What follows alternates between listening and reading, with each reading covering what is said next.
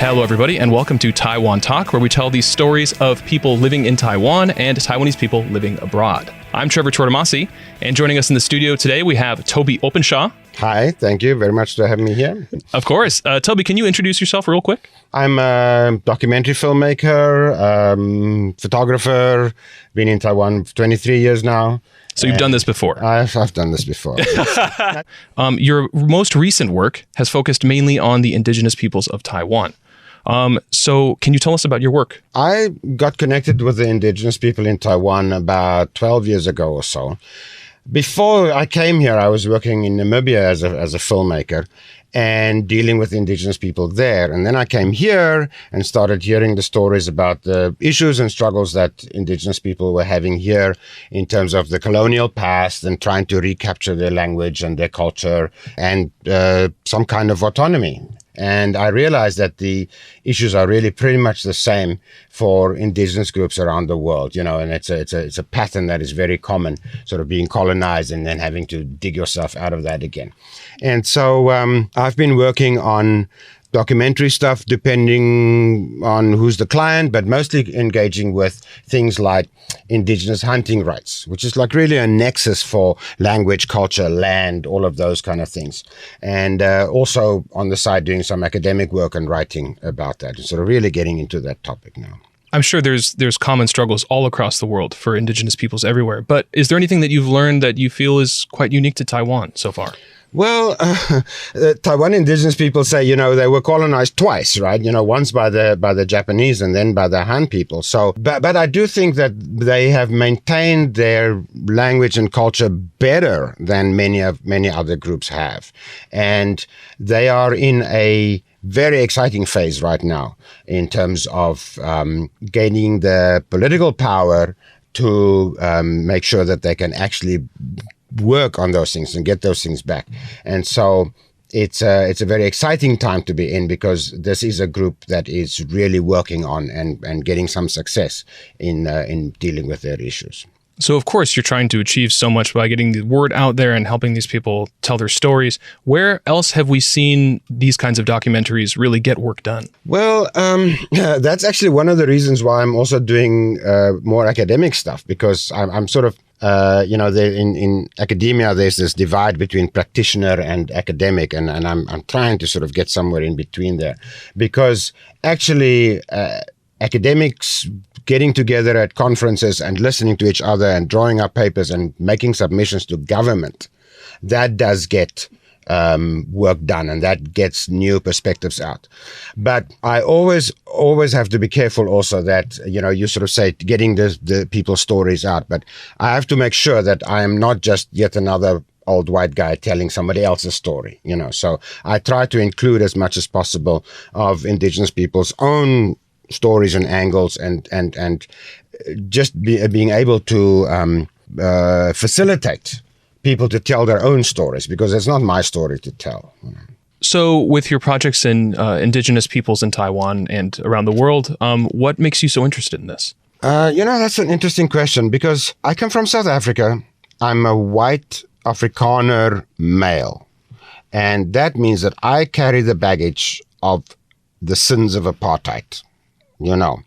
And so wherever I am, I kind of don't want that baggage. I kind of don't want, if people say, oh, you must, you know, honor your culture. I'm like, which part of the culture? The part that suppressed black people in my country for decades, you know, for generations?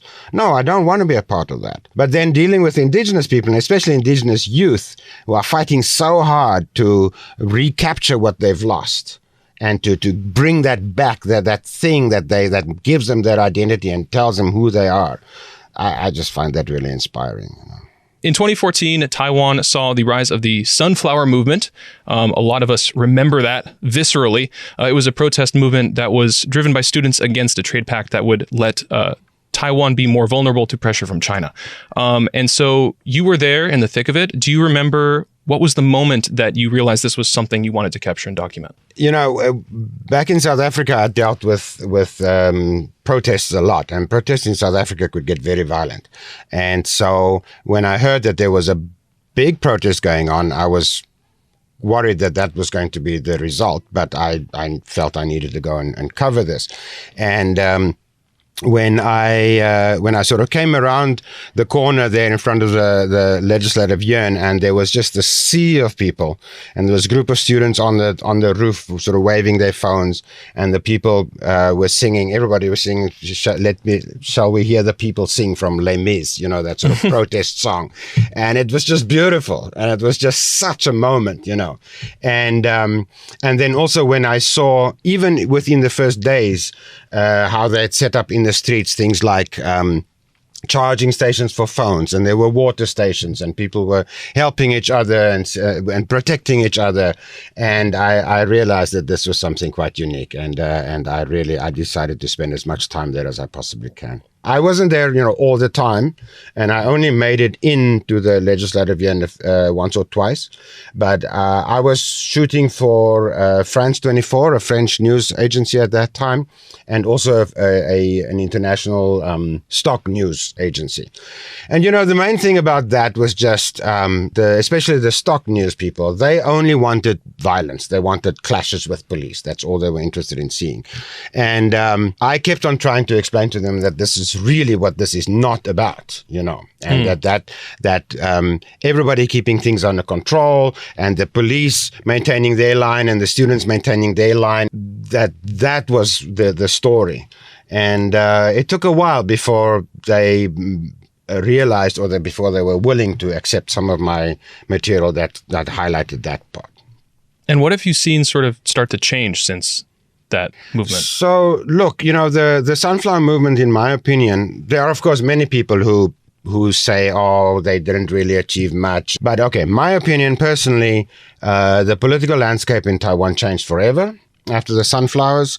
Young people realize that they actually have the power, that they can, without violence, make their voices heard and actually bring about change. The people of Taiwan realize that, yes, they can challenge their government, again, in a civilized way, and come out and show their support. On that one Sunday, there were over 500,000 people out on the street.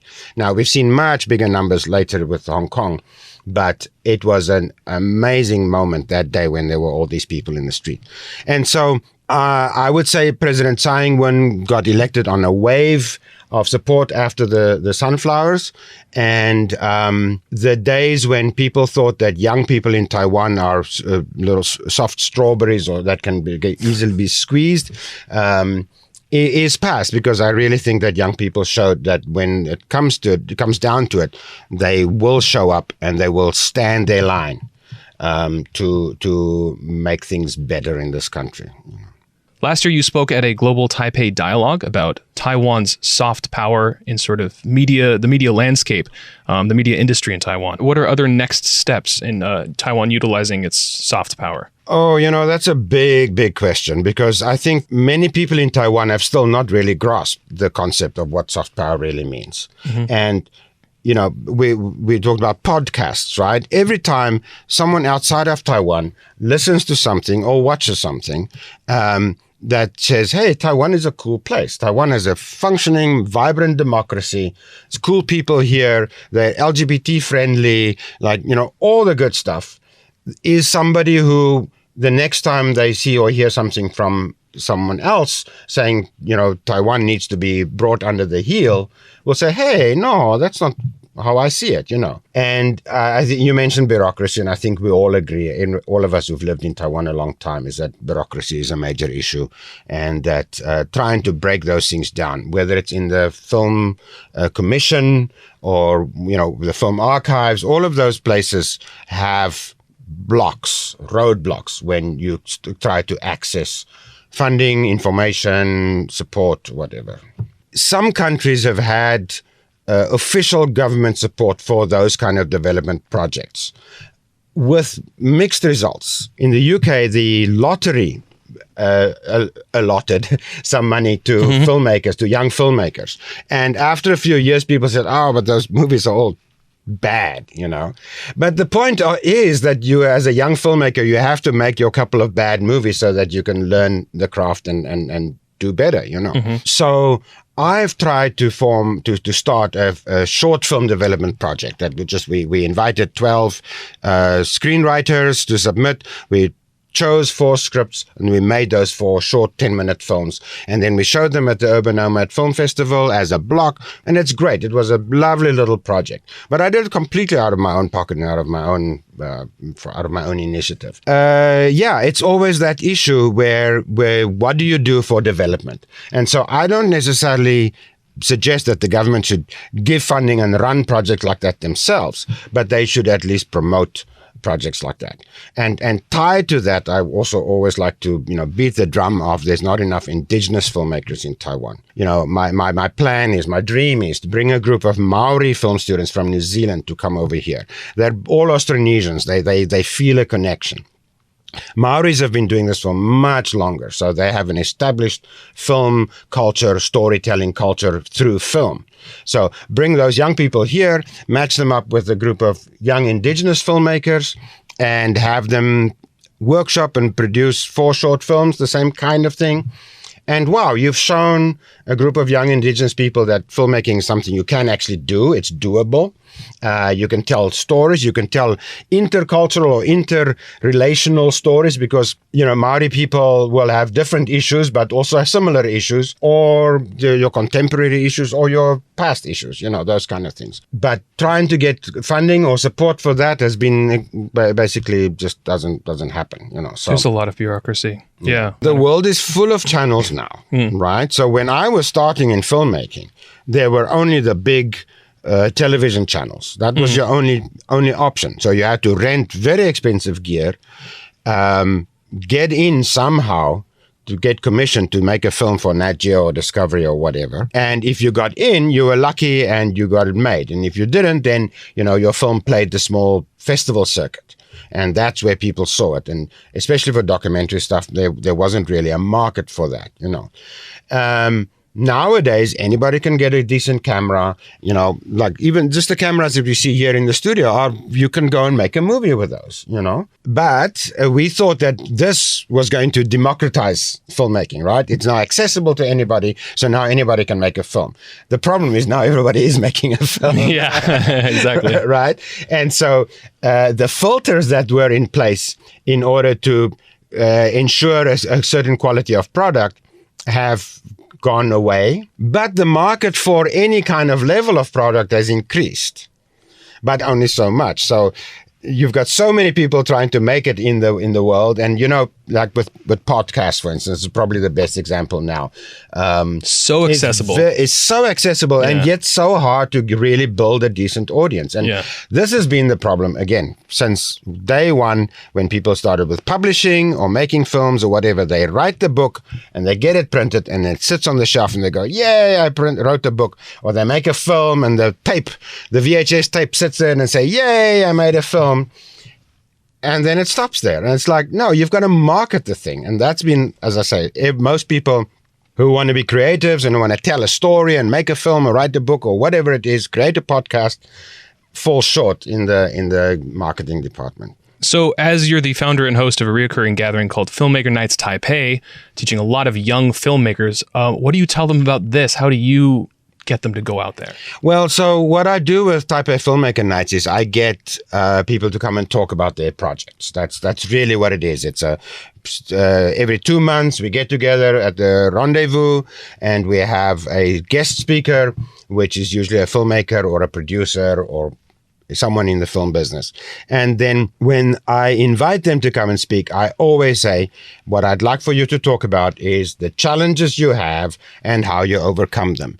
And almost never do they talk about the technical challenges they have, because we can anybody with a bit of experience can deal with the technical challenges. And so then they talk about how they got their film seen, how they got it promoted and so on. So, Vincent Soberano and his wife, Sarah. We interviewed her here too, yeah. Oh, there you go. So exactly. They've got their movie out on Netflix, so fantastic for them. So we invite people like that to come and tell us how they did it. We talked about the Taiwan film industry, and then we talk about foreigners here trying to sort of do something in the industry. But there's a third group that has sort of grown around here now, which is returnees, people who went to America and became Taiwanese American, and then during the pandemic or for whatever reason decided to come back. And so we've had a few of those people coming up and saying, hey, I used to be in filmmaking in LA, and what's going on here? And some of them have launched small projects and so on. I met a French Taiwanese girl, and we made a short little film about her experience of, rediscovering Taipei. But, the recent Golden Horse winner, American Girl, was made by the producer is an ex-Taipei American school student, and he won the first award from the Taipei American School Film Festival in 2009, where I was a judge. And he now produced this really super successful film. And the young girl, the girl who plays the lead, is also actually a student at Taipei American School. So that is, every now and then there's just a film comes along that everybody goes like, oh my God, we can do this. This is possible. It's possible to, with a reasonably small budget and a small cast, but a good script, to make a little film that gets attention and gets seen and it gets screened, Yeah, I mean, look out there, see what you like, see what kind of films you enjoy watching and which ones move you, and then tell yourself, like, maybe I can do that too. Maybe I don't need the expensive camera, but if I can market it, get it out there. There's a million channels out there. What do you see for Taiwan's future in filmmaking? So again, my angle is only as a foreign expat resident in Taiwan. The Taiwan filmmaking scene is a organism all its own. And so Ho Xiaoxian and those guys, started way long ago. And then I remember I did an interview for Discovery many years ago with Tsai Ming Liang and a couple of other then young and upcoming directors and producers. And yeah, at that point they were still saying, oh, if I put a gay character in my film, then it will be seen, then it will get attention. And so I'm seriously hoping that it's gone beyond that. But I was on the Urban Nomad selection committee for a few years, and I really saw some young student filmmakers making stuff that I thought was brave and was really, really had something to say. So I think the writers are getting there. Writing is always the first thing for film. If you don't have a good script, you've got nothing. Writers are coming out, and the young filmmakers are coming out who are willing to take a chance. But you always have the problem that in Taiwan you've got X number of people who watch movies. And then these days, all of that is even off the board because people don't go to cinemas right now. And it's not clear at all whether they're going to go back at all. So now you have to pitch to your YouTube channel or to the Netflixes and the online channels of the world. So where can people find more of your work? I have squatted on about 4 different websites that I never developed. I'm too busy making films to either make a website or to make a show reel. So I'm afraid you just have to Google my name. Okay. Well, it's a unique ability to have someone Google your name and find your work. Yeah. Also, people can go to Filmmaker Nights Taipei. Yes, so that's every second month on the second Sunday of the month. So our next one will be in February, like the 13th. And epidemic providing? Yes, yeah. Yes. If the pandemic does not provide, then we may do a Zoom event. I've done Zoom events before, and they were pretty successful. I have a few surprises in terms of filmmakers who's going to come up and that I would like to invite. So. Okay. Well, thank you again for joining us in the studio today. You're very welcome. It's my pleasure always. Okay. And this has been Taiwan Talk. See you next time.